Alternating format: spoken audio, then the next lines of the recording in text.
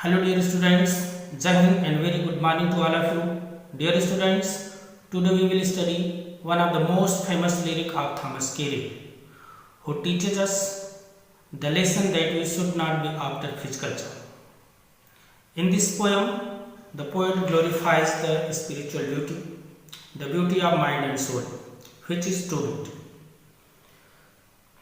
प्यारे विद्यार्थियों, आज हम लोग थॉमस केरी द्वारा रचित एक प्रेम गीत द ट्रू ब्यूटी को पढ़ेंगे। इसमें कवि ने भौतिक और आध्यात्मिक सुंदरता की चर्चा की है और कहा है कि हमें कभी भी भौतिक सुंदरता यानी शारीरिक सुंदरता के पीछे नहीं भागना चाहिए। कभी स्पिरिचुअल ब्यूटी यानी मन, आत्मा और चरित्र की सुंदरता की प्रशंसा करते हैं और गुणों से रहित शारीरिक सुंदरता से घृणा करते हैं। तो चलिए हम लोग इसे विस्तार से पढ़ते हैं। पहले अबाउट द पोएट, फिर अबाउट द पोएम, उसके बाद कविता के एक एक शब्द को, एक एक वर्ड को हम पूरे विस्तार से पढ़ें। The true beauty composed by Thomas Carew. तो चलिए सबसे पहले हम थॉमस केरी के बारे में पढ़ते हैं। About the poet, Thomas Carew was one of the Cavalier poets. Thomas Carew जो थे वह एक कैवेलियर पोएट थे। तो कैवेलियर पोएट्स को हम थोड़ा सा समझ लेते हैं। कैवेलियर पोएट्स मीन्स क्या होता है?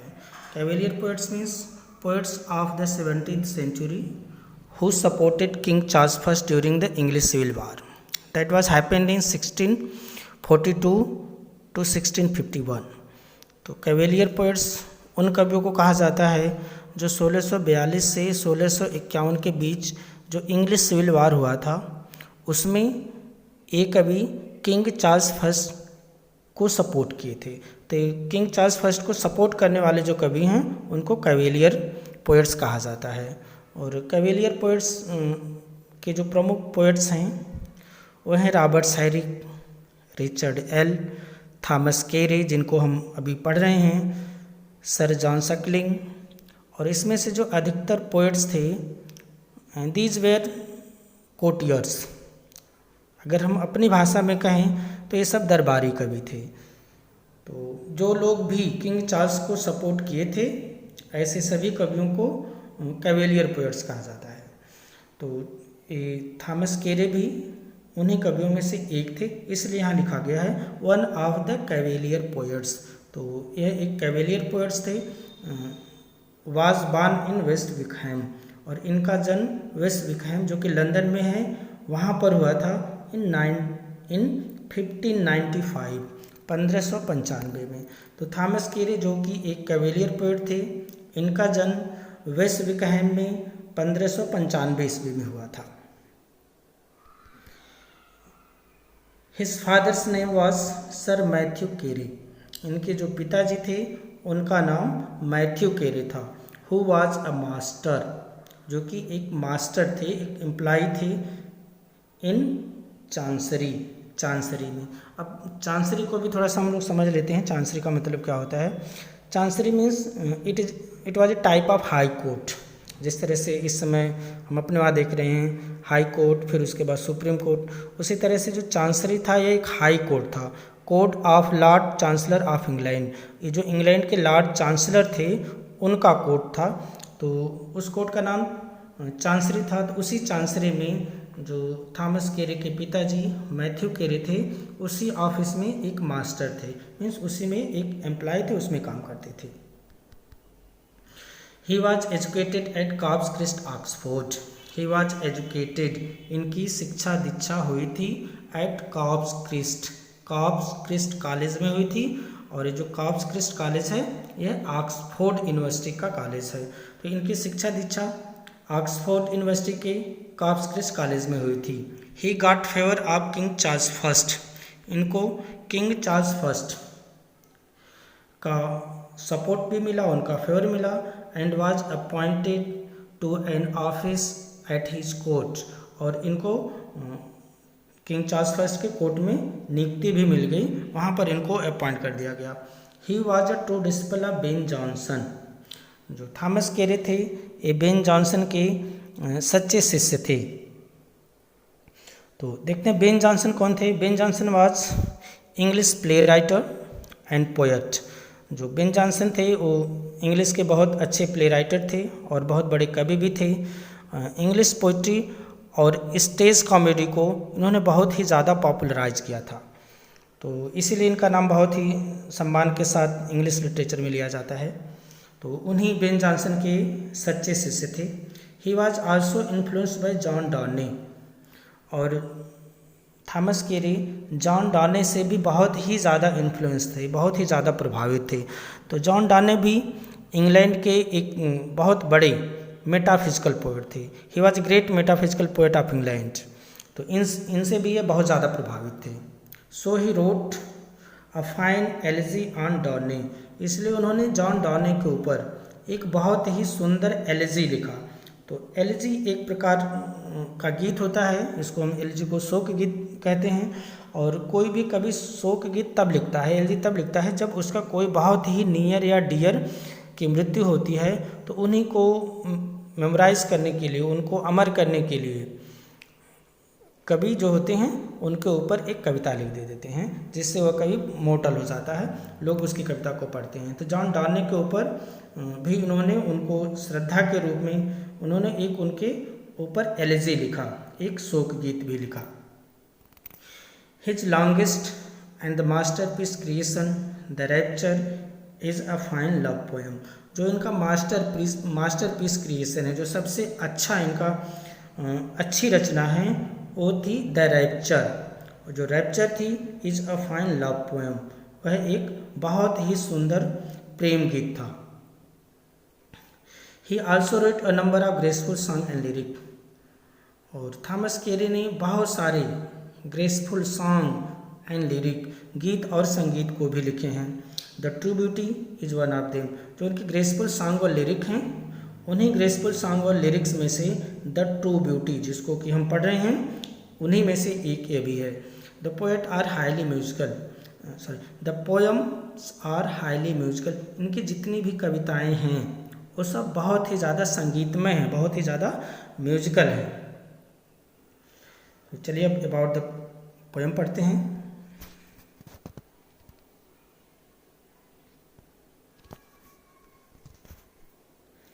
अबाउट द पोएम, इस कविता के बारे में, about the beauty, about the true beauty. The poet prefers spiritual beauty to physical beauty. इस कविता में कवि ने जो स्पिरिचुअल ब्यूटी है, आध्यात्मिक सुंदरता है, और जो फिजिकल ब्यूटी है, भौतिक सुंदरता है, शारीरिक सुंदरता है, इन दोनों ही सुंदरताओं में जो कवि हैं वो स्पिरिचुअल ब्यूटी को प्रेफर करते हैं। प्रेफर करने का मतलब उसको वरीयता देते हैं, उसको ज़्यादा महत्व देते हैं, उसको अच्छा मानते हैं। तो अगर फिजिकल ब्यूटी और स्पिरिचुअल ब्यूटी की बात हो, तो जो कवि हैं थॉमस कैरी, वो स्पिरिचुअल ब्यूटी को ही सबसे अच्छा मानते हैं। ही सेज, और वह कहते हैं, that physical charms decay with the passes of time and with the decay of these charms the intensity of lovers feeling also decline. अब यहाँ बहुत क्लियर कवि बता रहे हैं कि अगर किसी भी व्यक्ति का प्रेम किसी की भौतिक सुंदरता पर आधारित हो, किसी की फिजिकल ब्यूटी पर आधारित हो, तो उसका रिजल्ट क्या होता है, तो वही बता रहे हैं। ही सेज दैट, यहाँ पर कवि कहते हैं कि फिजिकल चार्म्स, जो भौतिक सुंदरता होती है, डीके का मतलब वो धीरे धीरे कम होती जाती है, वो नष्ट होती जाती है। With the passes of time, समय बीतने के साथ साथ। तो कवि करें जो भौतिक सुंदरता है वह समय बीतने के साथ साथ भौतिक सुंदरता नष्ट होती जाती है। With the decay of the charm, और जब यह भौतिक आकर्षण नष्ट हो जाता है, कम हो जाता है, तो उसका रिजल्ट क्या होता है, the intensity of lovers feeling, जो प्रेमी की प्रेम करने की भावना होती है, जो उसकी इंटेंसिटी होती है, जो उसकी अधिकता होती है, आल्सो डिक्लाइन, वह भी कम हो जाती है। तो जैसे जैसे भौतिक सुंदरता कम होती है, तो भौतिक सुंदरता पर आधारित तो जो प्रेम होता है वह भी उसी के साथ साथ कम होता जाता है। बट, लेकिन स्पिरिचुअल ब्यूटी नेवर डाइज, लेकिन कवि कह रहे हैं कि जो स्पिरिचुअल ब्यूटी है, जो आध्यात्मिक सुंदरता है, मन और आत्मा की सुंदरता है, चारित्रिक सुंदरता है, नेवर डाई, यह कभी भी मरती नहीं है, ये हमेशा बनी रहती है, भले टाइम बीतता जाए, लेकिन मन, आत्मा और जो चारित्रिक सुंदरता है ये कभी भी समाप्त नहीं होती है। बट यही लिखें, the spiritual beauty never dies. The poet जो कवि हैं थॉमस कैरी हैं, देयरफॉर इसलिए, glorifies the beauty of mind and soul, तो जो कवि हैं वो beauty of mind and soul, मन और आत्मा की सुंदरता को ग्लोरीफाई करती हैं, उसकी प्रशंसा करती हैं, उसका गुणगान करती हैं। विच इज़ ट्रू ब्यूटी, और यही वास्तविक सुंदरता है, यही असली सुंदरता है। And ignores physical charm if it is divide of virtues, और लेखक भौतिक सुंदरता कितनी भी अधिक क्यों ना हो, अगर उसमें गुणों का अभाव है, भौतिक सुंदरता गुणों से रहित है, तो ऐसी सुंदरता से कभी नफरत करते हैं, उसको इग्नोर करते हैं, उसकी अनदेखी करते हैं, उसको बिल्कुल भी महत्व नहीं देते हैं। चलिए अब देखते हैं कि थॉमस कैरी अपनी कविता द ट्रू ब्यूटी में वास्तव में उन्होंने क्या लिखा है। तो चलिए शुरू करते हैं कविता की पहली लाइन से। ही दैट लव्स अ रोजी चिक or a coral lip admires, or from star-like eyes doth seek fuel to maintain his fires. As old time makes this decay, so his flames must waste away. यहाँ तक कविता का first stanza है। तो चलिए सबसे पहले देख लेते हैं कुछ इसमें जो टफ वर्ड्स हैं उनका मीनिंग क्या है। He that loves a rosy cheeks, यहाँ रोजी चिक्स का मतलब है रोज की तरह चीक, मीन्स गुलाब की तरह लाल गाल, मीन्स गुलाबी गाल। Cheeks as red as a rose, और कोरल लीव्स एडमायर, कोरल एक तरह का एक बहुमूल्य पत्थर होता है, एक प्रेशियस स्टोन है, यह लाल रंग का होता है और इसको मूंगा कहा जाता है। तो यहाँ कोरल लीव्स का मतलब है कि लीव्स जो कि कोरल की तरह हों, मूंगे के समान लाल होठ, leaves as red as the coral. Admires, admires means होता है किसी की प्रशंसा करना, प्रेज करना। फ्रॉम स्टार लाइक आइज, यहाँ पर स्टार लाइक आइज, यहाँ पे एक सिमिली का प्रयोग किया गया है। तो star like eyes, star like eyes का मतलब यहाँ पर है तारों की तरह सुंदर और चमकीली आँखें। Eyes which are as bright and beautiful as the stars in the sky. That seek, seek means होता है किसी चीज़ को तलाशना, to look for. Fuel to maintain his fires, fuel वैसे तो फ्यूल का मतलब ईंधन होता है, और यहाँ पे एक अलग मीनिंग के रूप में दिया हुआ है। फ्यूल टू मेंटेन, मेंटेन का मतलब कंटिन्यू रखने के लिए, उसको जारी रखने के लिए। हिज फायर्स, फायर्स का मतलब तो आग होता है, लेकिन यहाँ पर फायर जो है उसका अलग मतलब है। अगर हम इसको एक लाइन में पढ़ें, fuel to maintain his fires, तो इसका मतलब होगा प्रेम की अग्नि को बनाए रखने के लिए ईंधन। Fuel to keep fires of love alive, जो अर्थात प्यार की आग को जीवित रखने के लिए ईंधन। तो यहाँ पर इस ईंधन को इनडायरेक्ट लिया गया है। As old time, old time का मतलब यहाँ बीतता हुआ समय है, और एक्चुअल में यहाँ जो रियल मीनिंग है वो बुढ़ापे से है। ओल्ड टाइम का मतलब बुढ़ापे से है। तो ओल्ड टाइम मीन्स बीतता हुआ समय, मीन्स बुढ़ापा। मेक्स दीज डीके मीन्स होता है किसी चीज़ का नष्ट होना, किसी चीज़ का कम होते जाना, डिस्ट्रॉय होना, लॉस होना, लॉस ऑफ पावर, शक्ति का ह्रास, इन सब चीज़ों को डीके कहा जाता है। So his flames must waste away, flames यहाँ जो फ्लेम का वैसे मतलब तो आग की लपट होता है, ज्वाला होती है, लेकिन यहाँ फ्लेम का मतलब है प्रेम की ज्वाला, जो कि प्रेमी के दिल में होती है। Intensity of love in the heart of lover, तो यहाँ फ्लेम्स का ए मतलब है। Waste away, waste away. Waste away means समाप्त हो जाना, नष्ट हो जाना। Comes to an end, to die और डिस्ट्रॉय। तो ये इसके टफ वर्ड्स थे। अब चलिए देखते हैं इसका हिंदी में मतलब क्या होगा इस कविता का। ही दैट लव्स अ रोजी चीक्स, जो व्यक्ति अपने बिलव्ड के, अपने प्रेयसी के रोजी चीक्स यानी गुलाबी गालों से प्रेम करता है। और कोरल लिप्स एडमायर, या कोरल लिप्स का मीन्स उसके मूंगे कोरल जैसे लाल होठों की प्रशंसा करता है, उसको प्रेज करता है, उसको एडमायर करता है। और अथवा from star like eyes does seek, अथवा उसके स्टार लाइक आइज सितारों जैसी आँखों से सीक तलाशता है। क्या चीज़ तलाशता है? Fuel to maintain his fire, fuel को तलाशता है, ईंधन की तलाश करता है। और वो भी ईंधन किस लिए? अपने प्रेम को प्रज्वलित रखने के लिए। तो या वह उसकी सितारों जैसी चमकीली आँखों से वह अपने प्रेम की अग्नि को प्रज्वलित रखने के लिए फ्यूल की तलाश करता है, ईंधन की तलाश करता है। बट लेकिन होता क्या है? As old time makes this decay, as old time मतलब जैसे जैसे समय बीतता जाता है, समय बीतने के साथ साथ दीज का मतलब ये सारी चीज़ें जो ऊपर बताई गई हैं, रोजी cheeks, coral leaves, star like eyes, ये सारी चीज़ें मीन्स दीज, डीके, डीके का मतलब ये चीज़ें नष्ट हो जाती हैं। अर्थात जो ओल्ड टाइम है, बुढ़ापा है, सारी सुंदरता को नष्ट कर देता है। So his flames must waste away, so इसलिए हिज फ्लेम्स, यहाँ फ्लेम्स का मतलब है प्रेम की ज्वाला जो कि एक प्रेमी के दिल में होती है, intensity of love in the heart of lover.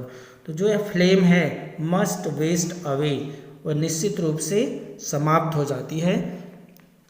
और वह अपने प्रेमी जब बुढ़ापा सारी सुंदरता को नष्ट कर देता है तो वह अपने प्रेमी को आकर्षित करना बंद कर देती है और उसके प्यार का अंत हो जाता है। जैसे जैसे भौतिक सुंदरता उसकी समाप्त हो जाती है और उसके प्यार का अंत हो जाता है। तो चलिए एक बार इस स्टैंजा को फिर से रिवाइज कर लेते हैं। ही दैट लव्स अ रोजी cheeks, he means the lover, a person वह व्यक्ति जो अपने बिलव्ड के गुलाबी गालों से प्रेम करता है। और अ कोरल लिप्स एडमायर अथवा उसके मूंगे जैसे लाल होठों की प्रशंसा करता है। और फ्रॉम स्टार लाइक आइज अथवा सितारों जैसी आंखों से तलाशता है। क्या तलाशता है? Fuel to maintain his fire, fuel की तलाश करता है, ईंधन की तलाश करता है अपने प्रेम को प्रज्वलित रखने के लिए। अर्थात उसकी सितारों जैसी सुंदर आँखों से अपने प्रेम रूपी अग्नि को प्रज्वलित रखने के लिए ईंधन की तलाश करता है। As old times makes this decay, और लेकिन समय बीतने के साथ साथ ये सभी चीज़ें नष्ट हो जाती हैं, डीके हो जाती हैं। So his flames must waste away, इसलिए जो उसकी प्रेमाग्नि है वो भी समाप्त हो जाती है, कम हो जाती है। अर्थात बुढ़ापा सारी सुंदरता को नष्ट कर देता है और वह अपने प्रेमी को आकर्षित करना बंद कर देती है और उसके प्यार का अंत हो जाता है। चलिए अब दूसरे स्टैंजा को देखते हैं। बट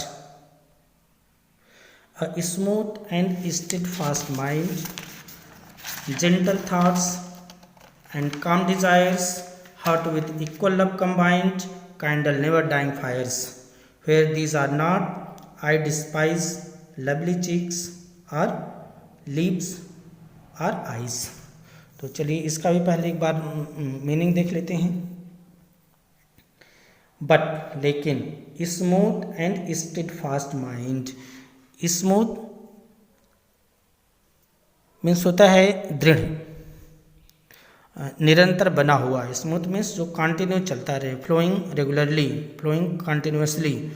स्टेडफास्ट मीन्स दृढ़, कठोर, एक जैसा बने रहने वाला। तो smooth and steadfast mind, smooth and steadfast mind means दृढ़ और स्थिर माइंड, दृढ़ और स्थिर मन, constant and firm mind. Gentle thoughts, gentle thoughts means शुद्ध एवं अच्छे विचार, pure and good thinking, pure and good ideas and calm desires. Calm desires means मन की शांत इच्छा, peaceful thoughts. Hearts with equal love combined, hearts means दो हृदय, with equal love combined. Equal love means समान प्रेम से, कंबाइंड मीन्स जुड़े हुए। तो heart with equal love combined means combined with love in the same degree, समान प्रेम से जुड़े हुए दो हृदय। काइंडल, काइंडल मीन्स प्रोड्यूस करते हैं, उत्पन्न करते हैं। Kindle never dying fires, never dying means यहाँ पर नेवर डाइंग का मतलब परमानेंट से अस्थाई, सदैव बने रहने वाला। तो नेवर डाइंग फायर्स, फायर्स का मतलब पैशन ऑफ लव, प्रेम की जो तीव्र भावनाएं हैं। तो यहाँ पर ऊपर बताई गई स्थिति के लिए कहा गया है कि काइंडल नेवर डाइंग फायर, वो सदैव न बुझने वाली आग को मेंटेन रखता है, बनाए रखता है। Where these are not I despise lovely cheeks or lips or eyes. Where there is not I despise, despise का मतलब होता है हेट, घृणा करना, किसी चीज़ से नफरत करना। तो चलिए अब इसको फिर से दोबारा देखते हैं इस पैसेज को। बट, लेकिन, स्मूथ एंड स्टेडफास्ट माइंड, लेकिन जहाँ पर सदा समान रूप से रहने वाला और दृढ़ मन। जेंटल थॉट, और जहाँ पे जेंटल थॉट होता है सज्जनतापूर्ण विचार वाले होते हैं, जेंटल थॉट्स होता है। एंड काम डिजायर्स, और शांत इच्छाएं वाले लोग होते हैं। Heart with equal love combined, और जो हार्ट हैं, जो हृदय हैं, वो समान प्रेम से जुड़े हुए होते हैं। तो वहाँ पर क्या होता है, अगर ऊपर बताई गई स्थितियाँ हैं तो इसमें कभी कह रहे हैं कि स्मूथ एंड स्टेडफास्ट माइंड, जहाँ पर सदा समान रूप से रहने वाला और दृढ़ मन। जेंटल थॉट, सज्जनतापूर्ण विचारों वाले। एंड काम डिजायर्स, और शांत इच्छाओं वाले। Heart with equal love combined, समान प्रेम से जुड़े हुए हृदय होते हैं। वहाँ पर काइंडल नेवर डाइंग फायर, वहाँ पर कभी भी न बुझने वाली प्रेम की अग्नि सदा प्रज्वलित रहती है। वेयर दीज आर नॉट, और जहाँ पर ये सारी चीज़ें नहीं होती हैं, ऊपर जो बताया गया, ऊपर की सारी चीज़ें का मतलब smooth and steadfast mind, gentle thought, calm desire, heart with equal love combined, जहाँ पर ये सारी चीज़ें नहीं रहती हैं। वेयर दीज आर नॉट, जहाँ पर उपरोक्त चीज़ें नहीं होती हैं। आई डिस्पाइज, मैं नफरत करता हूँ, मैं घृणा करता हूँ। लवली चीक्स, लवली चीक से, अच्छे चिक से। लीव्स, सुंदर होठों से। आइज, सुंदर आँखों से। तो कभी यहाँ पर बता रहे हैं, लास्ट में कंक्लूड कर रहे हैं कि जहाँ पर स्पिरिचुअल ब्यूटी की कमी होती है और भौतिक सुंदरता बहुत ज़्यादा हो, फिजिकल ब्यूटी बहुत अधिक हो लेकिन वह गुणों से रहित हो, तो मैं ऐसे फिजिकल ब्यूटी को डिस्पाइज करता हूँ, घृणा करता हूँ, नफरत करता हूँ। तो चलिए एक बार फिर से सेकेंड स्टेंजा को देख लेते हैं। But a smooth and steadfast mind, gentle thoughts and calm desire, heart with equal love combined, kindle never dying fires, where these are not I despise lovely cheeks or lips or eyes. तो कभी यहाँ भौतिक सुंदरता के बारे में बता रहे हैं, ऊपर पहले स्टेंजा में बता दिए हैं, अब स्पिरिचुअल ब्यूटी के बारे में बता रहे हैं। कह रहे हैं कि लेकिन, कभी आगे कहते हैं कि जहाँ पर सदा समान रूप से रहने वाला और दृढ़ मन, सज्जनतापूर्ण विचारों वाले और शांत इच्छाओं वाले समान प्रेम से जुड़े हुए हृदय होते हैं, वहाँ पर कभी भी न बुझने वाली प्रेम की अग्नि सदा प्रज्वलित होती रहती है। और कभी आगे कहते हैं कि जहाँ पर ये बातें नहीं होती हैं तो वहाँ पर मैं सुंदर गालों, सुंदर होठों और सितारों जैसी चमकती आँखों सभी से घृणा करता हूँ।